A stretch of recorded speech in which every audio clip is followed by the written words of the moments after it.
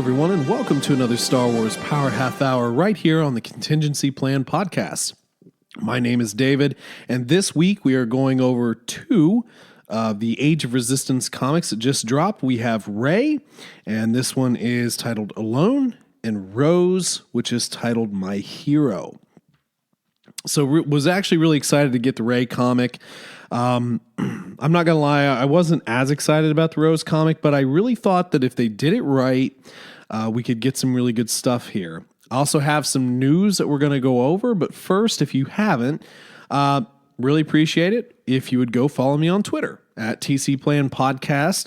It's the only social media I do. The Darth will take a look at the Facebook page, but I'm not. And as I've said 1,000 times, I'm not really a big fan of social media, but I will do Twitter, and that's where most of the news gets posted anyway. So give me a quick follow there. I definitely appreciate it.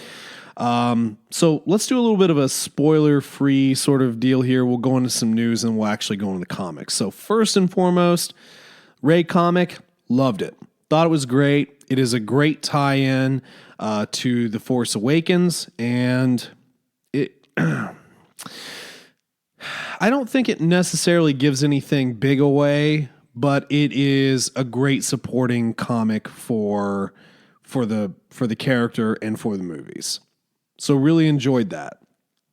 The Rose comic, on the other hand, I was not as impressed with. Rose is a character that has been drugged through the mud for quite some time now. I think that maybe the idea should have been more for a somewhat more supporting character than what she became in The Last Jedi. And I don't think that the service was really paid to her by the whole Canto bite, which should have, in my opinion, and I'm not a filmmaker and blah, blah, blah, the movie made a ton of money, but I think Canto bite was too long and too detailed. So, but I didn't dislike Rose. I just think that I didn't really understand her that much, and I was hoping that we'd get more to help me understand and to help all of us sort of understand how cool the character is. This comic does an interesting job of telling a story, but it's very narrational. It doesn't really have great dialogue, and I just don't think it tells the story that maybe I was hoping it would. So that's that. Could have been better. I don't know if it could have been worse. I guess anything could be worse, but it should have been better. I don't think that they did a great service to Rose here. That's just my opinion. You guys, let me know what you thought, because it's all relative, I think. It's all relative. So let's go ahead here and talk a little bit of news. I'm going to go ahead and pop open our first article here. So this was an interesting one. Article about, hey, what if we got some de-aging technology in The Rise of Skywalker? So I'll read this excerpt. After the opening crawl, we pan from space. The camera moves towards a planet covered in trees. We see a blue lightsaber dueling a green lightsaber in the distance. Both of the lightsabers are held in hand by two Jedi with white helmets, with visors covering their faces, so we cannot immediately recognize if this is Rey with someone new. The two Jedi break from their duel and remove their helmets to reveal Luke Skywalker and Leia Organa looking exactly the age they did in the Return of the Jedi on Endor's moon. The movie begins with a flashback. In the extended universe, we do get a little bit of exploration into Leia's journey through the Force. She never quite goes Jedi, but she does learn techniques. She does train with Luke, but she's busy. She's helping rebuild the New Republic, and she's very integrated into that whole process. But she does use some of her abilities, sometimes without knowing it. And then we get some of this canonized in The Last Jedi with her surviving the explosion in the ship, being sucked out in the vacuum of space, surviving that, and then being able to use the Force to pull her back into the ship in a scene that was in some ways sort of awkward. For a movie that was shot as well as it was, that always seemed a little awkward to me. So let's start with de-aging technology. De-aging technology is something we've seen a lot of. I remember the continuation of Tron. I think they called that movie Tron Legacy, the second one, which I actually really liked. I thought it was really cool, and they had Jeff Bridges' character in the very beginning. He was de-aged, and it kind of looked a little weird. And then they had, the younger version of, Clue. And it wasn't quite right. And then what was that? There was like the Final Fantasy movie like forever ago that was like completely CGI. I don't even remember, but CGI, de-aging, all this stuff has been used. And we continue to try and pull it and make it better. Now, when we got Rogue One, we had Tarkin and we had young Leia. Tarkin was done extremely well. I really liked that. I thought it looked as good as it could possibly be. Now, the Leia at the very end, I wasn't as impressed with. There's something about when she smiled, it just seemed a little off to me. But way better than we've seen in the past. So I think it would be really cool to see young Leia and Luke training together. I don't know about training in that form or fashion, but just something between the two of them, a conversation, something important, I think would be very cool. Now, one of the points in here was made. So there's two. They both have lightsabers, one green, one blue. One of the theories was that, hey, what if the blue was actually Luke's, aka Anakin's lightsaber? I don't think that that's true. I think that'll be found by Maz later. I wish that they would tell that story. I wish that they would tell that story at some point. Like, how did Maz come across that lightsaber? Tell me that story and I'd be very happy. I want that kind of lore. But what if, again, this is all hypothetical, if it happens, part of really becoming a Jedi is constructing a lightsaber. One of the biggest disservices I think that they did in Return of the Jedi is they cut out the scene where Luke was in the cave on Tatooine, doing the final construction on his lightsaber, which was from a plan in Obi-Wan's hut. I think that would have been a great scene, to show. And it's not something we really see. I don't know if in any of the movies, they don't really show the construction of a lightsaber. No, it's not coming to mind. I really wish they would, because it's cool. It's the whole reason I want to go to Galaxy's Edge. I just want to construct a lightsaber, which is surprising I haven't done that by now. But anyway, one day I will have my own lightsaber. So it would be cool to see this. I don't think it's necessarily true. I think there could be a flashback, maybe them being de-aged, but more of a conversation. But it would be neat to see them in that capacity. Him teaching Leia, or maybe, and I don't understand exactly why it would be on Endor, but okay, I think it's just because of the familiarity we have with it. But hey, what if at one point in the early days of Luke creating his order, so to speak, that he does teach Leia some things? I don't know. I think it'd be cool, but we'll see. Let's move on to our next little tidbit here, and this comes from the wide world of Twitter.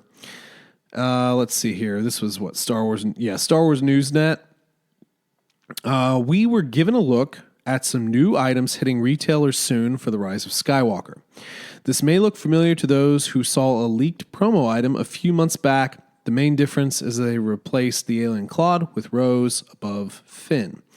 So months and months ago, we got this quote promotional item. if I remember correctly, the account that broke it has been somewhat notorious for like serious movie posters, but not official, if my recollection is correct. Because in the poster, we had pretty much all of our characters. We had the Knights of Ren on here, the Red Troopers, which, Sith Troopers, our new characters. And then, the alien Claude just sort of, hey, I'm Claude. So in our, new sort of leaked, whatever, going to retailers, very similar, cough break.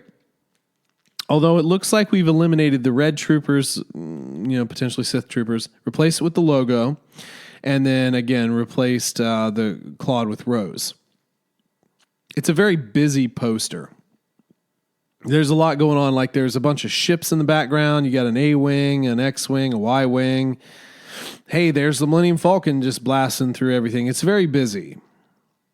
I'm not a huge fan of it. I kind of like the Spartan posters. I don't know why. Of course, I say that, and I've got the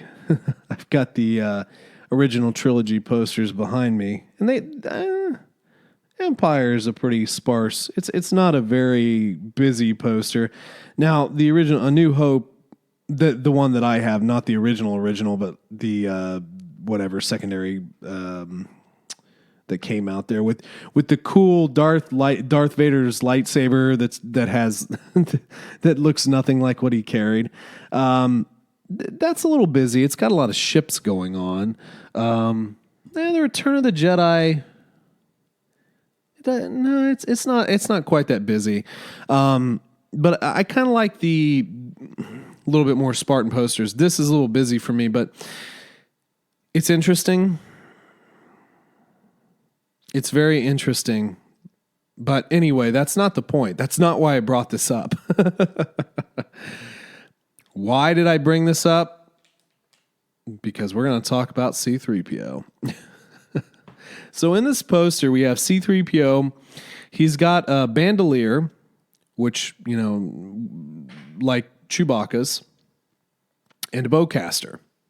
So I started thinking to myself, well, Dave, what could this mean? And two thoughts popped in my head. So the first thought is, what if Chewbacca dies in this movie?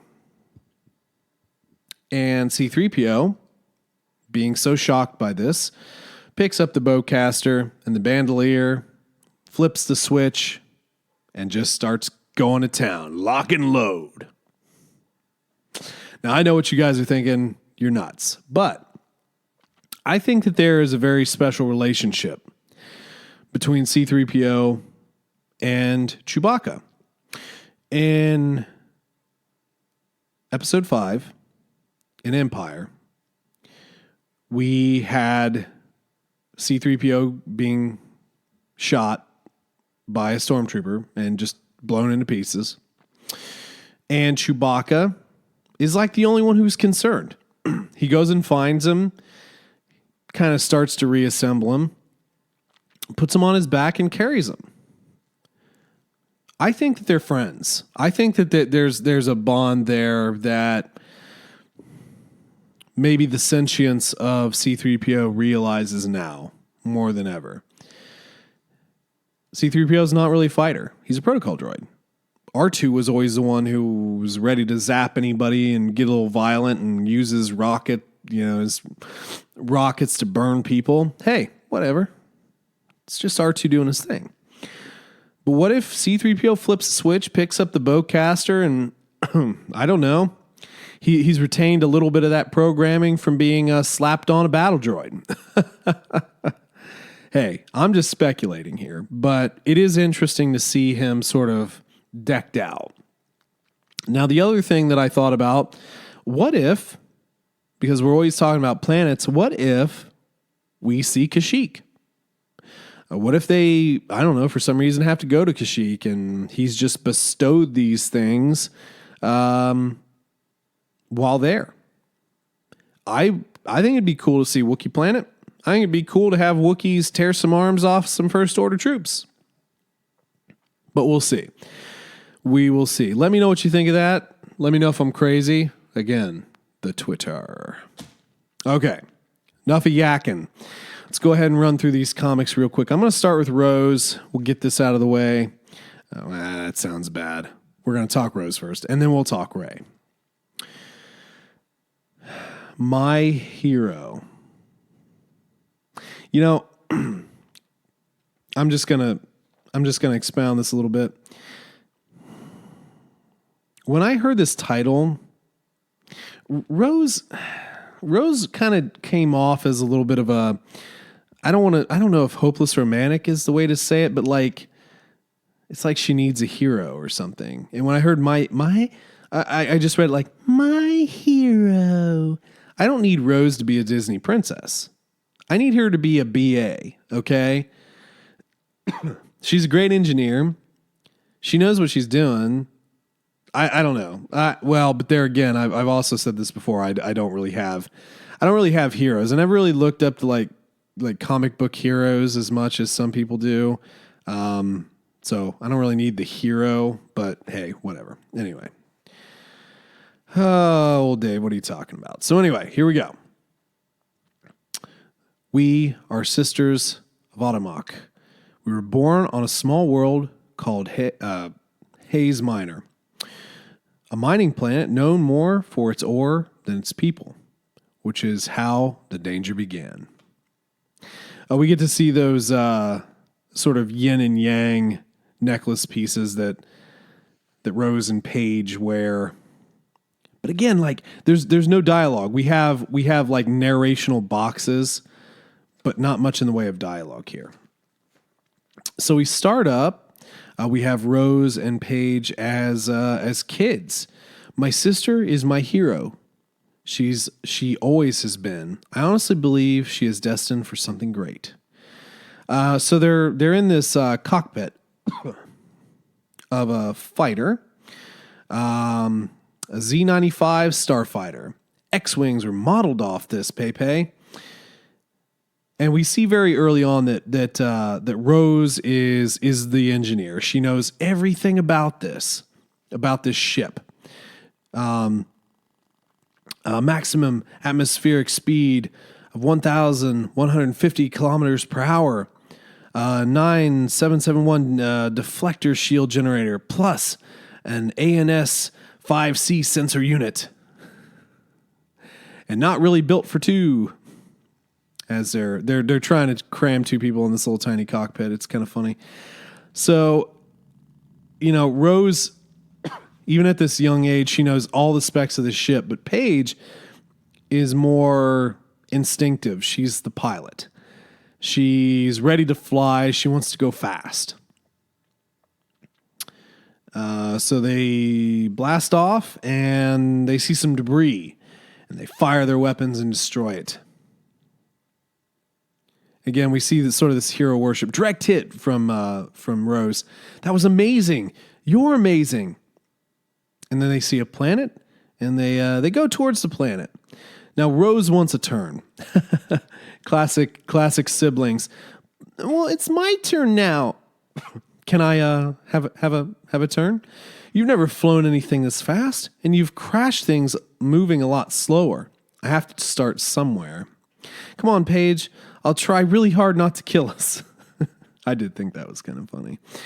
So she relinquishes, lets her fly, and this is kind of an interesting part. So they get into the planet. Look at that, Paige. Pay attention to what you're doing. But look at all the green, the life. And then they crash. So Rose is very attuned to the beauty of everything, but she's not really attuned to what she's doing, I guess, a little unfocused. And then we see the dark. Girls, did you die? Yeah. Rose killed us. Again? So this was a simulator. Their parents at their home. Mother takes Rose. Rose, honey, just because you know exactly how these things work doesn't mean you're best suited to work them. So kind of interesting here. So, when when I thought about their upbringing, the only thing we knew is that the First Order destroyed their planet. But we didn't really get the before, so it seems like they have a really nice life here. Now, the dialogue content boxes, there wasn't a lot to see on Hayes Minor. That's kind of what happens when your world is a desolate wasteland with almost no atmosphere. But we saw a lot in our Grandma Etta's flight simulator, and we heard stories and we watched holodramas. And of course, I don't remember the name of those weird dog horse things, but they show those here. So it's like, oh, great. That's how she knows them. We wanted to experience it for ourselves. Trees, animals, life, which is kind of like why Rose was distracted, because she's got the simulator and they don't see that. They don't see green life. They don't see trees and animals. So in the simulator, it's like, oh, this is so cool. But it's not what they see. And their mother just says, you'll see it all one day, girls, but no matter what our world lacks, we will always have the sky. Years later, and then came the First Order. So the First Order comes to the planet to mine it. And, sort of unlike the Empire would do the same thing. They'd strip a world of resources, but do it in a little bit more orderly fashion. The entirety of the Empire wasn't necessarily all evil. Not all people in the Empire were completely evil, but there was a lot of evil within it. It's a dictatorship. The First Order cares nothing about people who aren't in the First Order. They're actually a far more scary enemy because they don't care about anyone else. And in this particular planet here, they're just mining it. They don't care about anything. And they've essentially just trying to destroy whatever they can. Now, as the girls grow up, we see them sort of resisting the First Order a little bit. Our world was being murdered. We had to fight back. Keep a lookout, Paige. Sure, but there's not much to see. I guess that's one bonus of the First Order covering our planet in debris and dust. It covers us. So basically, Rose cuts into this building as Paige distracts some First Order troopers. She kind of lofts an insult. The First Order are all really insecure and overcompensating for their obvious deficiencies. Woo-hoo-hoo, burn. And then she gets shot at. So this draws everyone away. And then we have Rose sneaking in. Knowing how things work, that also means knowing how things can stop working.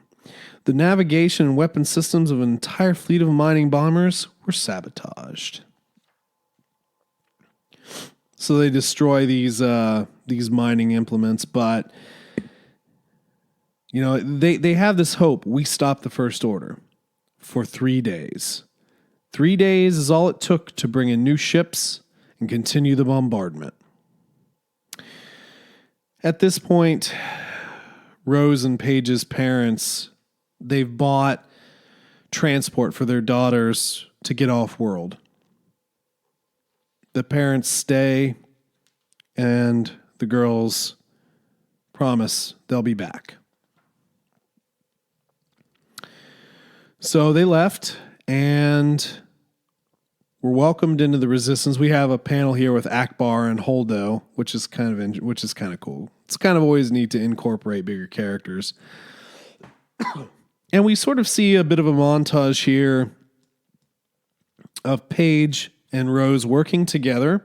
They're actually both in the bomber, Rose being, the engineer, and Paige piloting. We fought alongside great heroes, and we struck blow after blow against the greed and tyranny of the First Order. It wasn't enough. While we were fighting millions of kilometers away, the First Order blockaded the whole Automox system.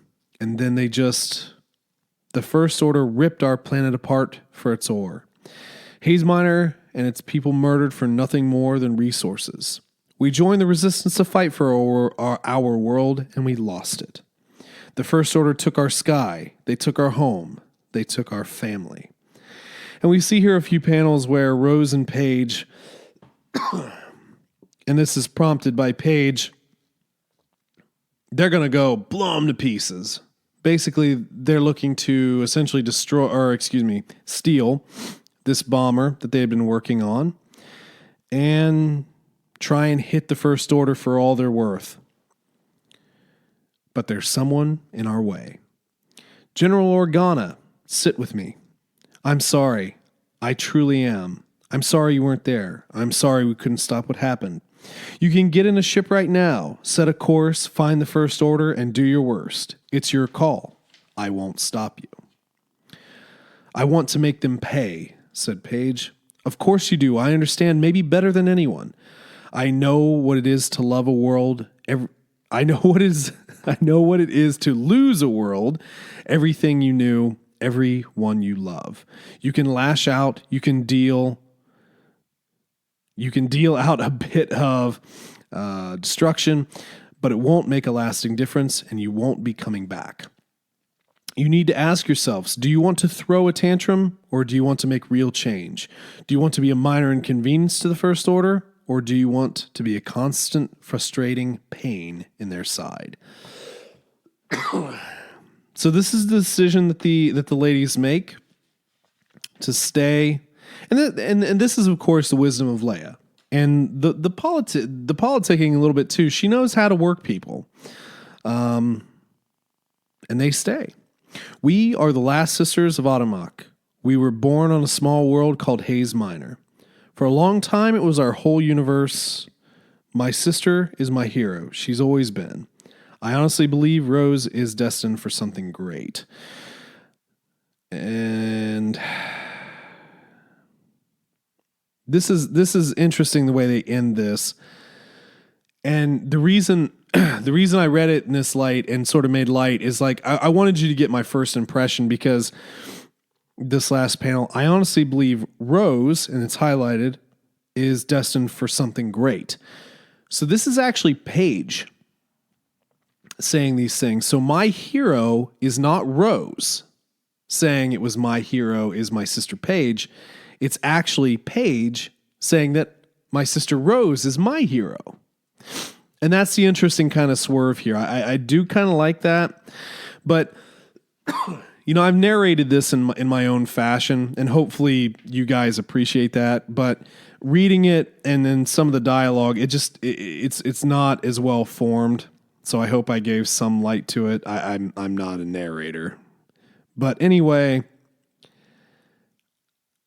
I just don't know if it did enough for me. But it's not bad. We do kind of get to see the relationship with their parents, how they lived before the First Order. But it doesn't really show that pain as much to me. So anyway, that was Rose. Not quite what I wanted, but pretty good. It's okay. The swerve at the end was kind of neat because, again, Rose had this. Hopefully you could forgive me for thinking my first thought in there when they say my hero, I instantly think Rose. And I think that was the intention, because even in The Last Jedi, she's searching for a hero. Finn. Oh, you're Finn. You're such a hero and all that stuff. But in the end, it was actually Paige who her hero was Rose. Okie dokie. So we're heading into overtime here. We're getting into Rey. Really cool cover as well with Rey. Her standing with the lightsaber, Leia in the background, and the Falcon. I really like that. Rose cover I actually kind of like too. It's pretty decent. We have the pendants in the background sort of outlined in green, which is kind of cool. All right, Rey. This one's titled Alone. So this actually starts with Rey as a child. We get a few panels that we kind of saw before. I was left behind, lost, alone, abandoned. Let's see here. We are in the Outer Rim, in the Resistance base. Leia's getting a big old Wookiee hug. Come on, I can't cry on your shoulder anymore. I'm getting your fur all wet, and no one wants the smell of wet Wookiee hair. No one wants the smell of wet Wookiee hair in here. Go prep the Falcon. Go on, Chewie. She needs you. Excuse me, General Organa. You wanted to see me before we left to find Skywalker? Rey, thank you. Yes, I did. Have a seat. Sorry if you were waiting for a while. A hug with a Wookiee lasts as long as the Wookiee wants it to last. I'd like you to tell me what happened with Han, with Ben. I thought, I know what happened. I felt it, but tell me anyway. And we actually, in the background here, we have the confrontation between Kylo and his father. And I have to say, the moment when he stabs Han, I don't mean to laugh, but it's not illustrated, in my opinion, the way I would have thought. It looks hokey. Sorry, looks hokey. Just saying. As devastating as that was, seeing that in movie form, to have this sort of like hokey little depiction of it, it kind of grinds my gears a little bit. Sorry. He walked out. There was nothing to hold on to, but he walked out. I don't know what he was thinking. He faced Kylo Ren alone. No, he didn't face Kylo Ren. He tried to speak to our son. I didn't hear everything they said, but when Han didn't fight. He didn't call out. Han reached out. He put his hand on Ren's face, and then he fell. And I got to say, that was actually one of my favorite parts of Force Awakens. Not Han dying, but just reaching out, and he just puts his hand on his son's face. He wanted to see the face of his son. That's why he's like, take off the mask. I want to see my son's face. And he puts his hand on his face right before he falls. It was powerful. It was a great scene. And we haven't mentioned here again. He shouldn't have faced him. He should have ran. Han his first instinct was always to run when things got hard. But he never ran far. He always came back. He always stepped up again. Han knew there's a time to run and there's a time to make a stand. How do you lead all this when everything seems hopeless? What stops you from running? That instinct to run, feel it when it comes. Use it to spur you on to the next moment. Is that what you do? Sure. I'm also a pretty good shot with a blaster. We always get this little interjections of Leia's sort of dry humor, which is kind of funny. They just sat there and talked about this emotional thing, and she's like, well, I'm also pretty good with a blaster. Seriously, it's a lot easier to stand and fight when you know you can outshoot almost anything that stands in your way. But how do you do it alone? I'm not alone. You are not alone, Rey. Not anymore. You're part of something bigger than whomever you thought you were before. Whomever you thought you were before. Not whatever you thought you were, but whomever. Everything you do, everywhere you go, you have the hope of a galaxy with you. Kind of motherly, huh? We'll talk about that later. And then we actually have Poe here. Steps up to Leia. You think she'll find him? She'll find him, Poe. She'd better. Luke may be our only hope. And then Leia says, no, I believe there is another. A couple interesting things. So Poe steps up here, and he is in sort of this brown uniform. I don't know. Did we ever see him? I almost have to go back and watch because I just don't remember. He looks odd in this sort of brown officer's uniform. Because pretty much we've seen him in like flight suit or his fancy jacket, but no, he's in this uniform. Just looks weird to me. And off goes Rey, R2, and Chewie in the Falcon. And while in hyperspace, they have a bit of a malfunction. What was that? Is that an alarm? Alarms are never good. goofed up. Our systems are overloading. Did we hit something? How? Yes, R2, I realize by definition it's hard to chart a course through uncharted space. Who programmed you with attitude? The compressor again? Chewie, take us out of hyperspace. I did bypass the compressor, but I just tore a part out. It was hardly a permanent solution. Wait, what's that? Smell like something. Chewbacca's on fire. How? Why? Who knows? But he's on fire. We get a little comic relief as R2 sprays him with fire retardant foam. The mighty Chewbacca. You look a little less fearsome covered in foam. So they need parts. Always something, but we need parts. R2, is there anything nearby, a port or a shipyard? R2 beeps and whoops. The necropolis, that sounds welcoming. An entire junkyard planet? Okay. So they go down to this planet, and on the comm, state your business. Our ship has run into some mechanical troubles. We're just here after some small parts. You will require a scavenging license. Proceed to the platform. And we come upon this large, interesting creature. Welcome to the necropolis.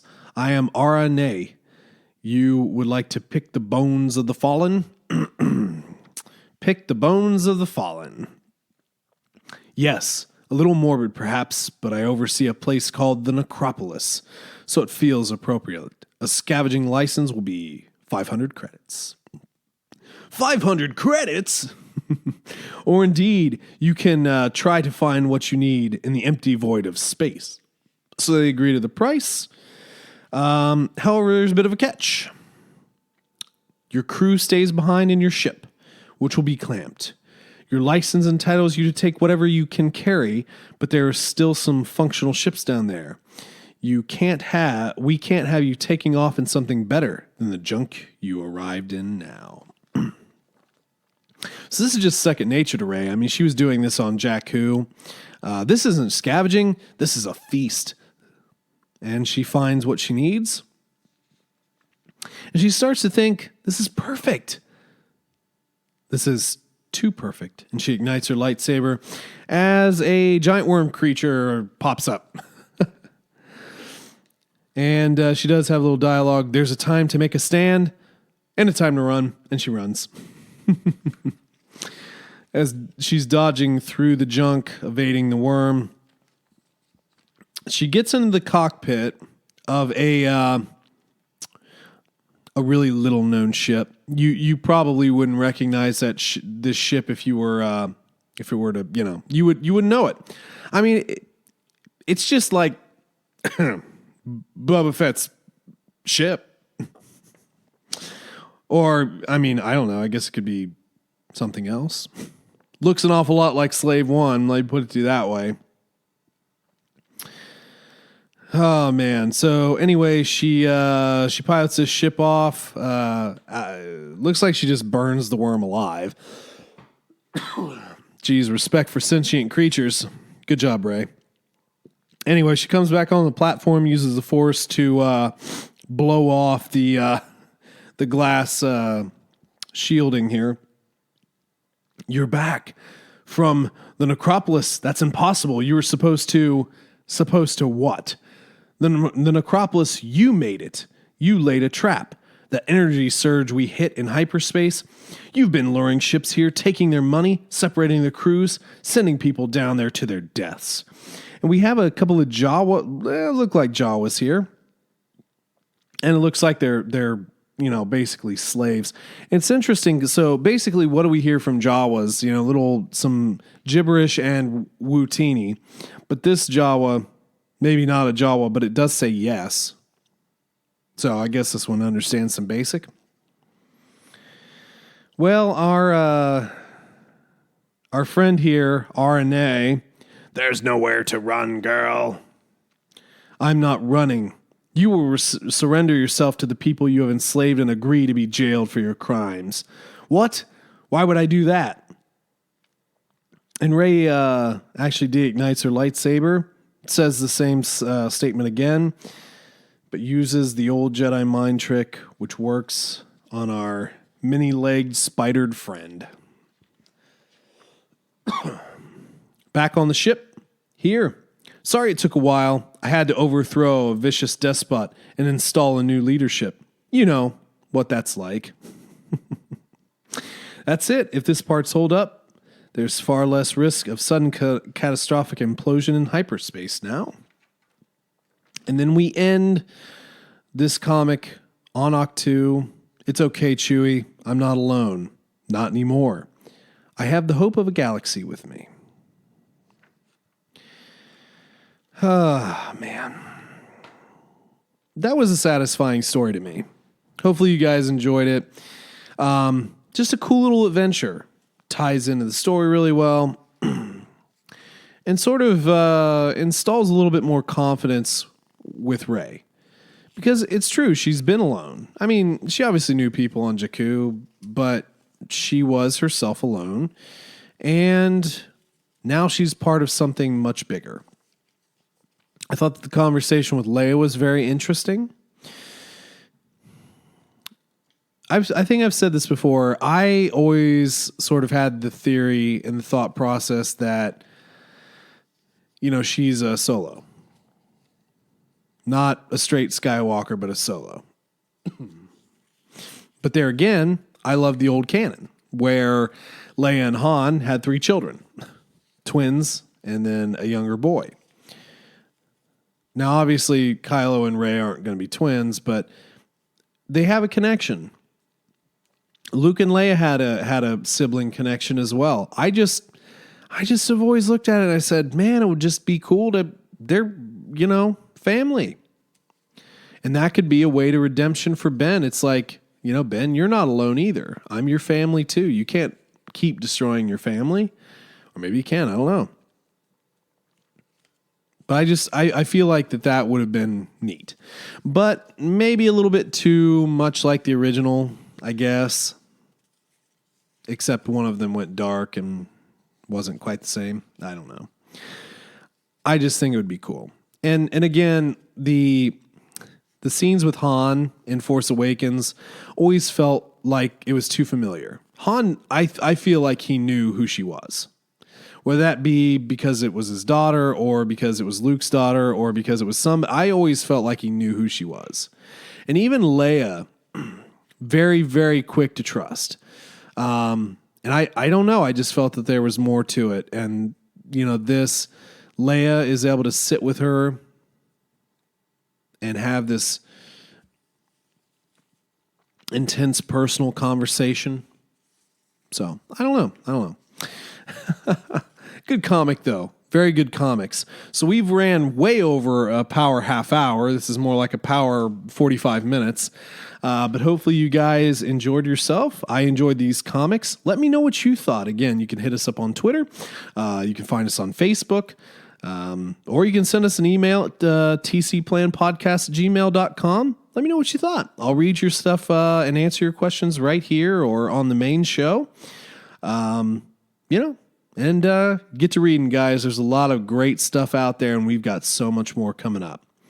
So anyway, folks, thank you very much for stopping by for another episode, and we will catch you down the road. And as always, may the Force be with you.